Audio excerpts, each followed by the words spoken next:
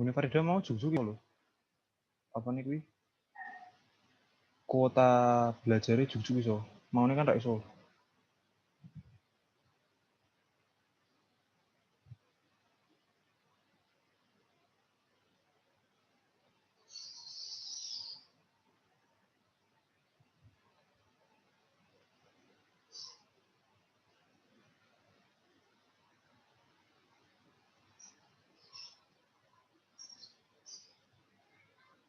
Tes. Good morning everyone. Nah, kata ya. Good morning tuh. Good afternoon.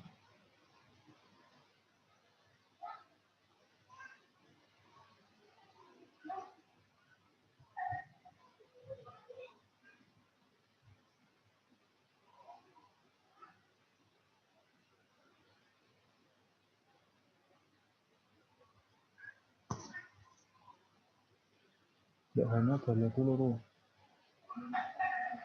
Apa hani? Pakai tok nih. Hand tok nih.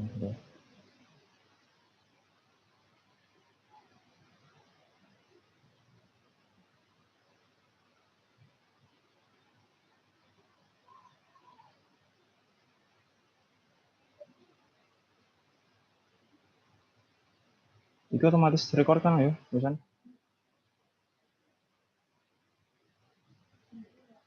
Terus itu kan recording kok.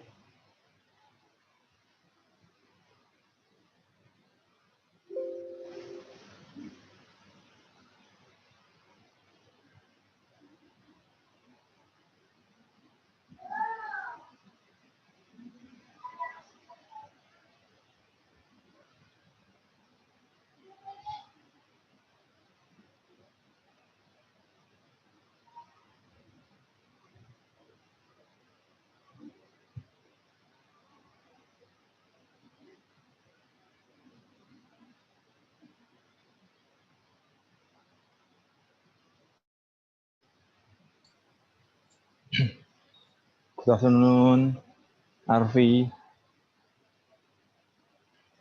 Kamu Yes, kok rajin Mister. sekali. Ini kita sambil tunggu teman-temannya ya, Arfi. Yes, Mister.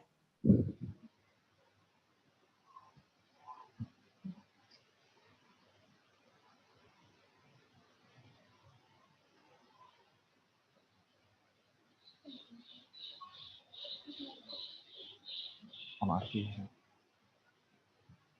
Oh,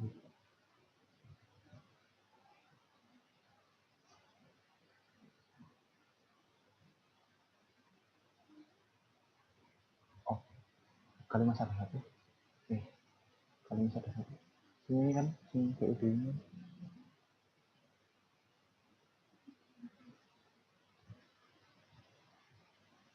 Wah, ini ternyata masih banyak yang belum ya, Arfi.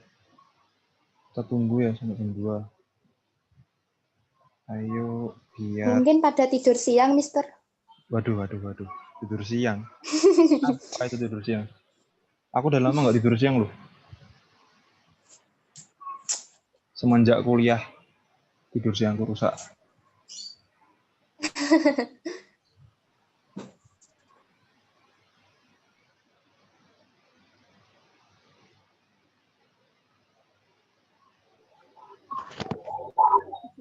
Right. Good afternoon, everyone. Aduh, gak nge-lag nih komputer saya. Masuk.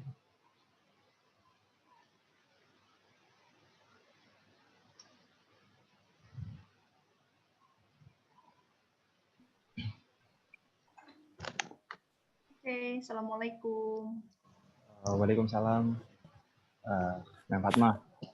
So, so everyone, so my lecturer will be here to observe my teaching method. Please welcome and Professor Fatma. Alright. Ya, anggap saya nggak ada ya. Feel free, Faris, please. Okay, ma'am. Alright. Sebelum kita sambil menunggu teman-temannya yang masuk ya, saya presensi dulu yang sudah hadir. Novita Devi Artikasari. Faris, mohon maaf, Siap, Mem. Gumongnya sudah hadir di sini. Gumungnya belum membalas chat saya, Mem. Oh, siapa? Bu atau Pak siapa? Bu, sebentar saya lupa namanya. Loh, Gumongnya kok Bu Yulia, Mem. Yulia. Iya. Bu Yulia, tapi beliau sudah diaturi perso.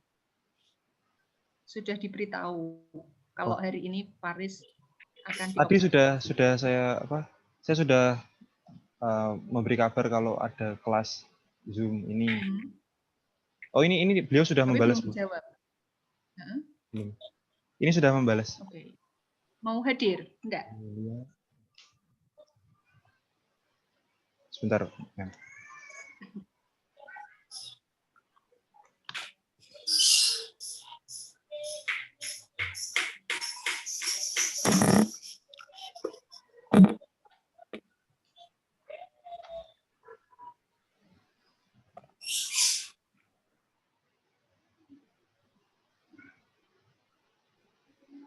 Wah, ini sudah banyak yang hadir ya. How many students do you have here? 36, Mem. 36. 30. Yes. Kelas 10 bahasa.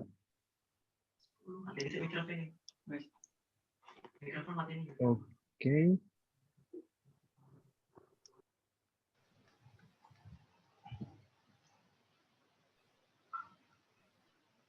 Right, Amel Naila. Oh, Gumung saya belum dapat hadir, Mem, karena masih ada Google Meet dengan dosen sampai jam 3. Oke. Alright, Ya, nggak apa-apa. Farid Nanang. Wah, ini banyak sekali yang hadir.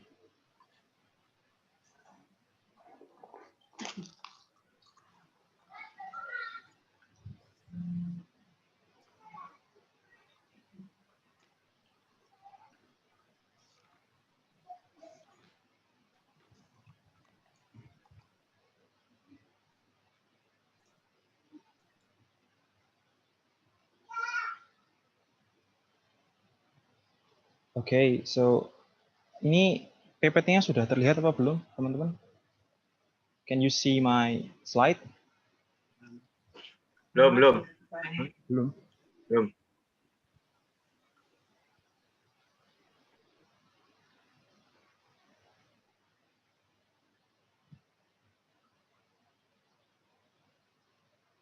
Sebentar ya, ini komputer saya agak nge-lag.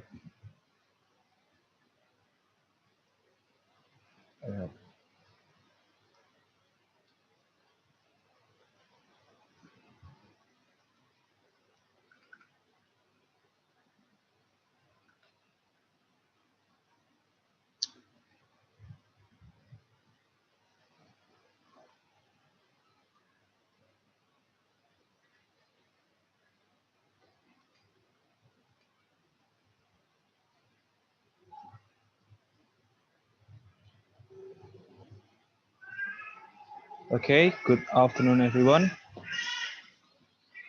Welcome to my English class. I'm sorry because my computer is a bit lag. So can you see the slide?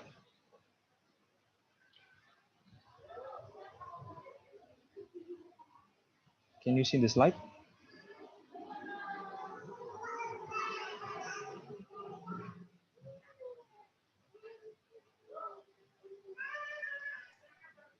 We cannot see your slide, Pak Faris. Oh, masih belum bisa ya? Sebentar. Ini sudah kelihatan. Oh, sudah. Oke.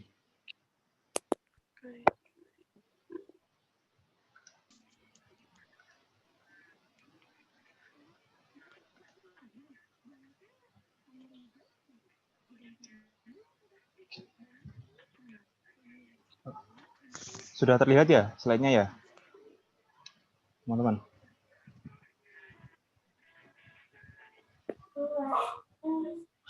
Alright, so today we're going to learn about biographical recount text.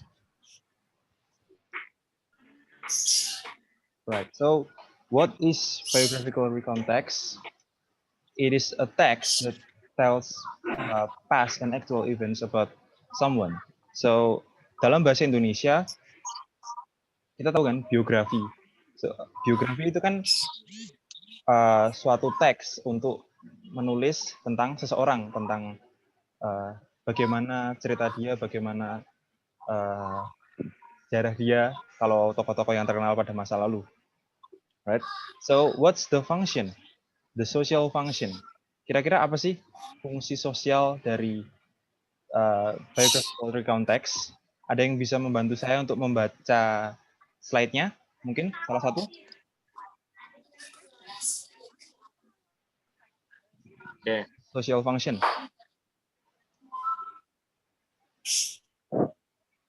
Saya. Oke, mas siapa tuh tadi? Agak nge-lag mas saya mas, jadi nggak bisa. So I cannot see your name because my computer is a bit laggy. Langsung dibaca saja mas. Oh iya Mas Dede, Mas Dede Hasan. Siap. The social function of a biographical recount is to inform by retelling past events and achievements in a person's life. Right, thank you, Dede Hasan. So, welcome. Seperti yang sudah dibaca oleh Mas Dede Hasan, biographical recount text itu untuk menceritakan kembali tentang kejadian di masa lampau tentang seseorang itu, atau mungkin pencapaian-pencapaian yang sudah dia capai di masa lalu. Alright, so the social function is to tell the reader or the audience about the past events and achievements in a person's life, dalam kehidupan seseorang. Alright, so let's move to the generic structure. The generic structure. It consists 3 part. Jadi ada 3 bagian, ada 3 part dalam biographical recount text. Yang pertama ada orientation. Orientation itu ada introductory, kemudian ada background. Jadi di dalam orientation tersebut itu ada latar belakang informasi tentang orang yang akan diceritakan. Misal kita mau menceritakan tentang Presiden Soeharto, ya kita kan diceritakan dulu Presiden Soeharto was born in daerah mana, misal di Jawa Tengah atau di mana. Kemudian dia itu backgroundnya apa, dia he joined military or something like that. Kemudian yang kedua yaitu events. Jadi di events ini ada menceritakan tentang kejadian-kejadian. So seperti namanya, events menceritakan tentang event-event yang berlalu di kehidupan seseorang yang diceritakan tersebut. Ya, kemudian ini ada bacaannya ya, series events in chronological order. Ada yang tahu apa itu chronological order? Ada yang tahu nggak? What is chronological order?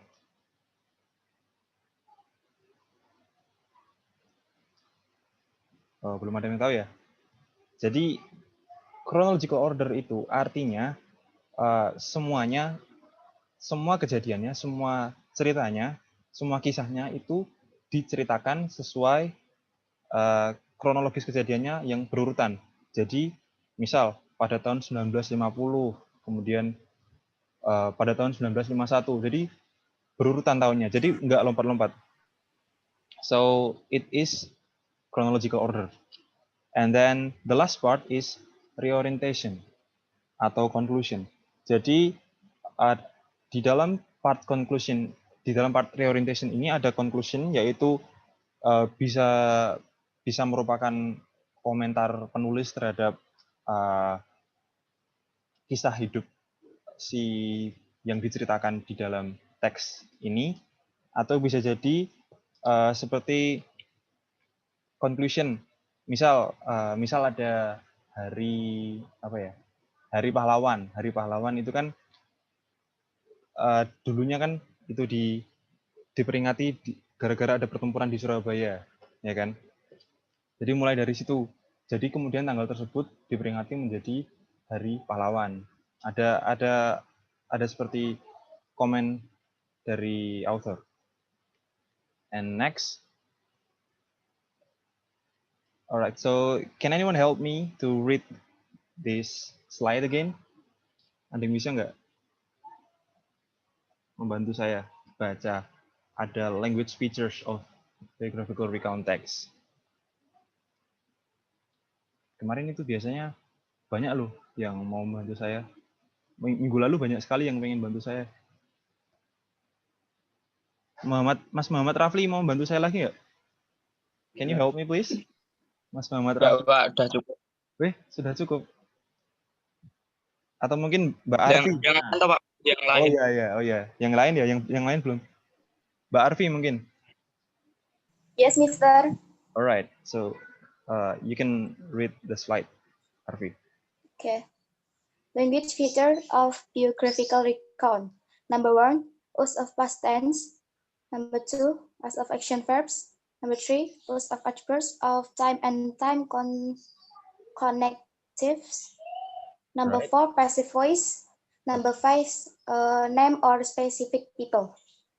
Alright, so there are 5 language features of biographical recount text. Yang pertama yaitu the use of past tense.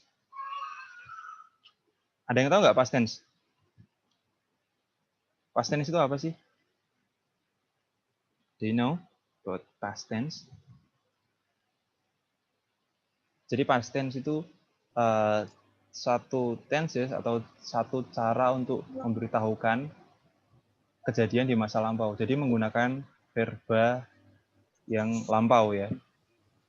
We use past verb. And then yang kedua, the use of action verbs. Sesuai namanya, so just like its names, action verbs.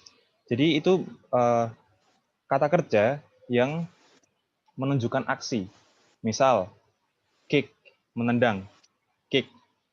Kalau kita menggunakan action verb model past tense, kick kan berarti KICK, kick. Kemudian ditambah ed, jadi past tense. Kemudian ada lagi berlari. Berlari bahasa Inggrisnya apa berlari? Run. Running. Run, yes. Run, it's run. Run kalau dalam verba yang lampau menjadi apa kira-kira? Kan run kan tulisannya RUN, run. Kalau verba lampau gimana? Tulisannya gimana? RAN. Nah, that's correct, Mas Didi Hasan ya? Yes. Wah, ini Mas Didi Hasan ini sangat bersemangat membantu saya ini. Kemudian the use of adverb of time and time connectives. Jadi adverb of time ini keterangan waktu. Keterangan waktu, misal in 1964 atau pada 1964. Jadi seperti ada keterangan waktu. Jadi untuk menceritakan kapan kejadian tersebut terjadi di masa lampau ya, tentu saja. Right. And then yang keempat ada passive voice. Passive voice itu right. So how to explain passive voice? So passive voice adalah suatu cara untuk membalikan kata ya. Untuk menjadi pasif. Misal kalau dalam bahasa Indonesia, saya makan roti. Kalau dijadikan pasif, jadi roti dimakan saya. So, ya benar. Ada yang mau jawab tadi ya? Mas siapa tadi yang mau jawab? Oh ya, itu tadi lah ya. No. Ya, jadi seperti itu kira-kira passive voice. Tapi nanti kita lihat contohnya supaya jelas. And then the last is the name or specific people. Jadi untuk menjelaskan orang yang spesifik. Jadi misal ada biografi tentang Presiden Soekarno, makanya itu hanya untuk menjelaskan Presiden Soekarno. tidak mungkin ada tiba-tiba kisahnya Presiden B.J. Habibie di dalam biografinya Insinyur Soekarno kan.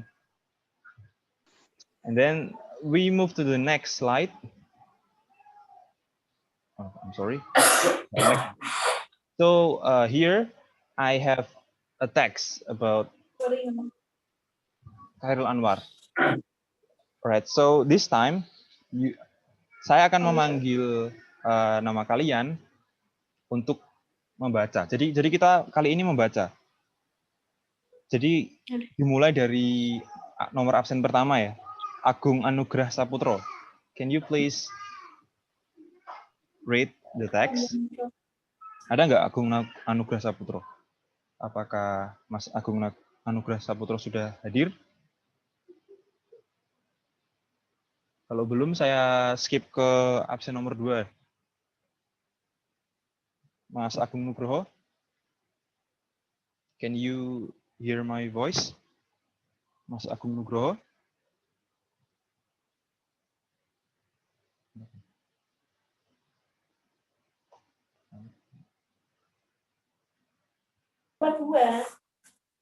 Hello?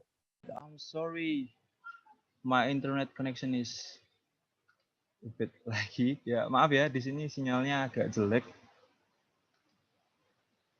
Kadang keluar-keluar sendiri. Alright, jadi kita lanjutkan lagi ya. Tadi kan kita akan membaca teks Khairul Anwar. Mas Agung Nugroho, ada nggak di sini orangnya? Mas Agung Nugroho. Ya, Pak. Is Agung here? Oh, alright. So Agung Nugroho, can you help me by reading this text? Dibaca ya pelan-pelan ya, bacanya jangan cepet-cepet. Okay. Alright, take it easy. Khairul Anwar. Khairul Anwar was born on July 26, 100.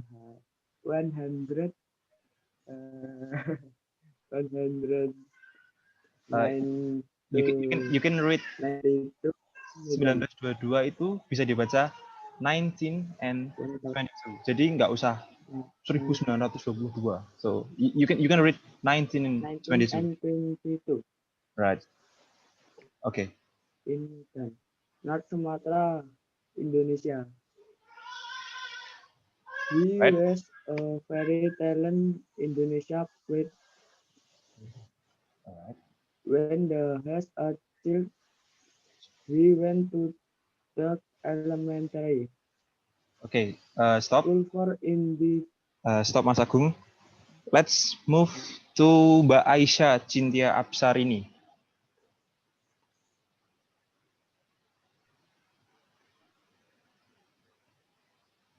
Mbak Aisyah Cynthia Apsarini, are you there? Can you hear my voice? Yes. Okay. Yeah. You can continue. Start from when he was a child. When he was a child, he went to Dutch Elementary School for Indigenous People, HIS, and later attended Dutch General High School, but dropped out at the age of 18. All right. In 1940, Okay, you can continue it. in 1941, he moved to Batavia or Jakarta with his mother. Okay, There thank he was you. introduced to Right. Thank you, Mbak Aisyah Cynthia. And then the next is Mbak Amelia Naila Firdausa. There he was introduced to the world of literature. Khairul wanted to be an artist since he was a child. Therefore, he started reading books of international authors, which became his inspiration and influenced his work, such as Y.H. Auden, Hendrik Marsman, and Edgar Duperon. All right, thank In you. Thank you, Mbak Amelia Naila Firdausa. And then the next is Mbak Asita Hilja Putri Asifa. Ya, Pak. Right, you can continue, Mbak Amelia. In 1942, Carl apparently wrote his first poem, Nissan or Greystone, drawn by the shocking death of his grandson. Since then, he referred to the awareness of death. He went to Panji Pustaka magazine in 1943, only to get most of his works rejected. He Okay, thank married you. to Hapsah Wirareja. Okay, all right. Don't worry. Okay, thank you, Mbak Asita. And then Kumpul the jam next, 4 pisane. all right, the next is Pinggiran jam 4 Mas Bagus Siva or Mbak, I don't know. Bagus Siva itu Mas atau Mbak ya? Mas ya? Mas Bagus Siva, Khafiddin. Maaf Pak, gambarnya tidak ada. Oh, gambarnya tidak ada. Iya Pak, punya saya tidak ada Pak. Alright. Oke, oke. Coba dipencet di titik paling pojok sendiri, Gus. Nah, itu. Coba. Masih belum bisa dilihat, Mas Bagus? Enggak bisa Pak. Oke, sebentar saya pause dulu. Dan saya start lagi. Right. Sudah bisa dilihat belum? Sudah Pak. Alright. Ayo tadi dari mana tadi? Tahu nggak dari mana? Enggak tahu Pak. Most of his books rejected. Terus yang ini, he married to paragraf berapa ini? Line berapa ini? Garis 1, 2, 3. Ya Pak. Sudah? Ayo. He married to Hapsah Wirareja in August 1946. 1946. However, the marriage did not last long and ended a divorce in 1948. 1948. Alright, thank you, Mas. Thank you, Mas Bagus. Okay, Pak. Okay, Then thank you. let's move to Mas Baharudinur. Mas Baharudinur. Ini kemarin belum membantu saya ya, Mas Baharudinur ya. Are you here, Mas Baharudinur?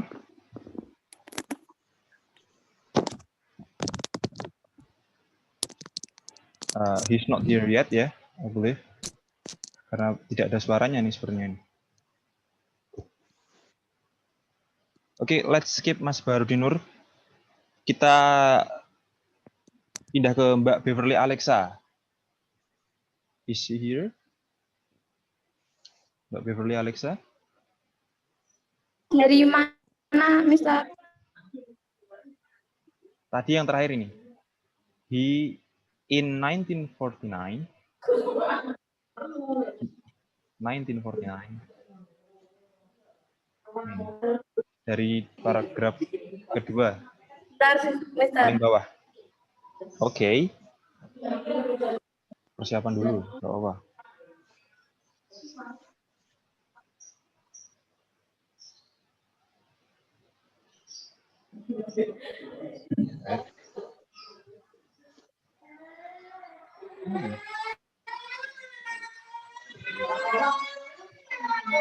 Yuk. Mbak Beverly Alexa. In 1949, Okay. the author his last poem, Cemara Menderai Sampai Jauh. Okay. Apparently, due to his hectic schedule, he became physically weak and fell ill with severe diseases. Okay. He died on April. Okay, thank you Mbak Beverly Alexa. 28. Alright. Okay. Okay, thank you Mbak Beverly Alexa. And then let's move to Mas Chandra Setiawan. So he will be the last man who read this biography. Mas Chandra Setiawan, are you here yet?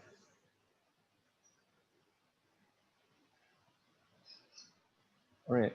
Oke, sepertinya belum hadir ya, Mas Andrew Setiawan. Let's skip Mas Andrew Setiawan. Kemudian sekarang Mbak Cindy Maulidian Siska. Mbak Cindy. Yes. Okay, you can read the Yes. last paragraph. He died on April 8,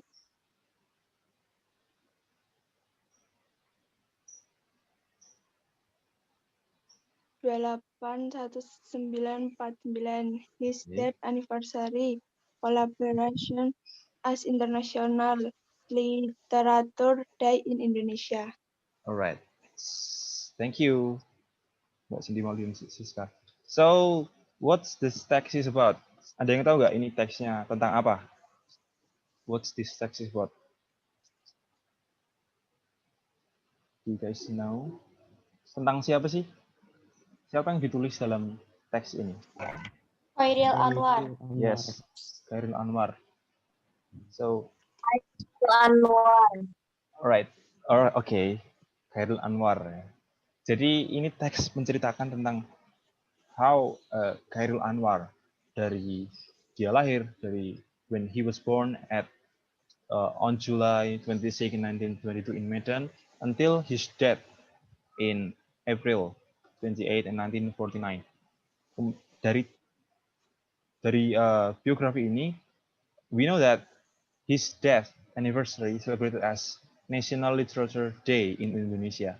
Ada yang tahu nggak artinya apa? National Literature Day. Hari membaca. Oke, masih kurang tepat mungkin. Literature, ada yang tahu nggak literature itu apa? Literature. Sastra. Ya, sastra. Mas Didi Hasan lagi tadi yang membantu saya. Terima kasih Mas Didi Hasan. Alright, so You are welcome. jadi artinya apa? National Literature Day. Hari Sastra. Hari sastra apa? Nasional atau internasional? Kan ada nasionalnya. Yes. Nasional. Hari Sastra Nasional Indonesia. Ya. Terus karena kita tadi sudah belajar tentang structure ya, generic structure. Tadi ada 3. Ada orientation, ada events, kemudian ada reorientation. Setelah kita baca ini dan kemudian kita lihat lagi, can you tell me about di paragraf berapa sih orientation-nya ini? Paragraph 1. Alright, paragraph 1. That's correct. Paragraph 1. Jadi biasanya atau mungkin bisa dibilang 97% ya, atau mungkin 99%. Orientation itu selalu ada di atas tadi untuk menjelaskan the background about the person that is written there. Kemudian events-nya dari paragraf berapa kira-kira? Events. Paragraf 2 sampai 3. Sampai 3. 3. 2, 3. Oke, masih kurang sedikit lagi. Ada satu lagi tuh. Sampai And 4. Yes. Ya. Ini kan you can see biasanya ada keterangan tahunnya, ada keterangan untuk menjelaskan tahun. In 1941, ya, he moved to Batavia, bla bla bla. And then the next is in 1942. Kemudian yang terakhir ya, event terakhirnya ini. In 1949, he authored his last poem. Sajak terakhirnya, puisi terakhirnya, yaitu Cemara Menderai Sampai Jauh. Nah, ini sangat puitis sekali ya bahasanya ya. Kemudian reorientation-nya, paragraf yang mana berarti? Where is the reorientation? The last paragraph. Yes, that's correct. The last paragraph. He died on April 28, 1949. Jadi from this text, kita kemudian tahu apa sih kemudian his death anniversary celebrated as National Literature Day. Jadi dari sini kita tahu kan ada informasi tambahan lain yang diberikan oleh si penulis bahwa kematiannya Khairil Anwar ini kemudian celebrated as National Literature Day in Indonesia. Jadi itu namanya reorientation. Kemudian kita tadi sudah membahas tentang beberapa language features. Ada berapa tadi? Ada yang ingat nggak? Ada berapa language features tadi? 5. 4 or 5? 5. Right. 4 or 5? 5. Oke, saya lihatkan lagi kalau kalian. Nah, yang benar ada 5. There are 5 language features of biographical recontext. Untuk yang pertama nih. Yang pertama, the use of past tense. Past tense. I'll show you the use of past tense in this biography. Ini, kalian bisa lihat dimulai dari when he was a child, ya. When he was a child, he went to Dutch elementary school. When itu apa? Ada yang tahu nggak? When he went. Ketika. Masih belum benar, belum benar. Ada yang tahu? He went to Dutch. He went to Dutch. When yang ini loh, yang he went ini loh, W-E-N-T. W-E-N-T. Ingin. Ya. Pindah. Bisa pergi, bisa pindah, tergantung sesuai konteksnya. Ini kan he went to Dutch elementary school. Berarti dia pergi ke sekolah ini kan bisa diartikan bahwa dia sekolah di Dutch elementary school. Tapi di sini when ini merupakan verb yang past. Jadi ini past tense ya. He went to. Ini kalau dijadikan simple present tense jadinya apa? When itu jadi apa? Kalau pergi. Pergi itu jadi apa kalau dalam bahasa Inggris simple present tense? Ada yang tahu enggak?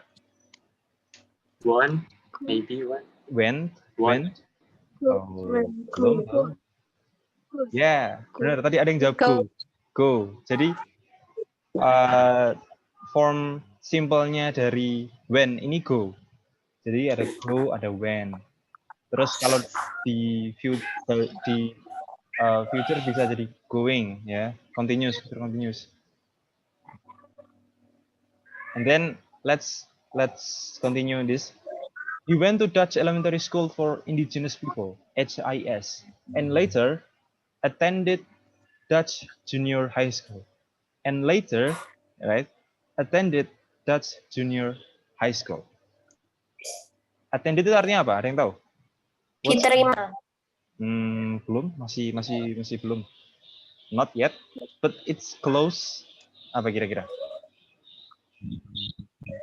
Masuk, Pak. Ya, dalam arti konteks paragraf ini bisa jadi masuk.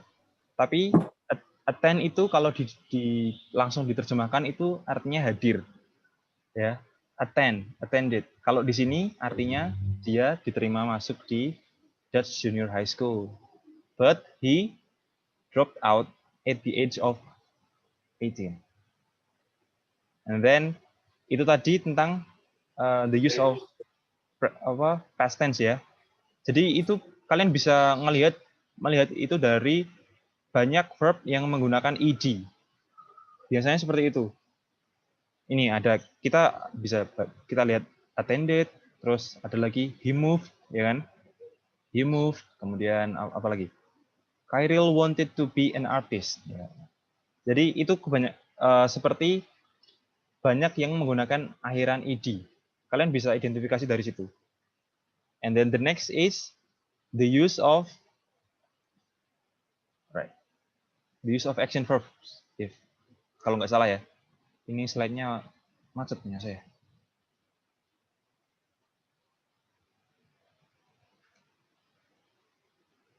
Right. The use of action verbs. Tadi kan I told you what is action verbs. Jadi itu kata kerja, so verb, kata kerja yang menceritakan, yang menggambarkan tentang kejadian yang bergerak biasanya, physically happen. Terus ini kita lihat di paragraf kedua. In 1941, he moved to Batavia. Artinya apa? Ada yang tahu nggak? Moved artinya apa? Dia pindah. Yes, Pindah. that's correct. Dia berpindah ke Batavia atau Jakarta. Jadi move ini merupakan action verbs. Merupakan action verbs karena apa? Ada yang tahu nggak? Kenapa moved ini action verbs?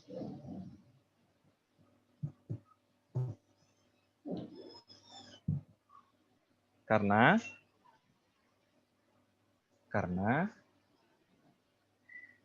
kata kerja tersebut terjadi physically. Jadi secara fisik. Jadi kalau berpindah itu kan ada pergerakan fisiknya, ya kan? Kalau seperti berpindah, kemudian berlari, berjalan, itu kan semuanya ada kegiatan fisiknya ya. So that's action verbs. Alright, and then number 3 we have the use of adverb of time. Adverb of time yaitu kata yang menunjukkan tentang waktu. Tadi kan saya sudah cerita ya, sudah saya jelaskan. Terus kita bisa lihat contohnya langsung di sini. Di events-nya kan ada in 1941 and then in 1942. Jadi seperti untuk menceritakan kejadian apa yang terjadi pada waktu itu. Kan ini misal in 1941 he moved to Batavia. Jadi kita bisa tahu kalau dia berpindah ke Batavia pada tahun 1941. So that's to inform the reader about the time. Jadi adverb of time itu untuk menunjukkan waktu. Kemudian passive voice yang keempat, ada passive voice. Kita lihat di kalimat yang paling atas. Khairil Anwar was born on July. Ini adalah salah satu contoh passive voice. Was born on July 26, 1922 in Medan. Wah, ini waktunya less than a minute, 1 menit lagi.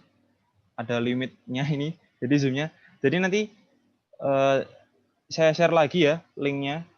Soalnya ini penjelasannya ternyata masih kurang sedikit lagi.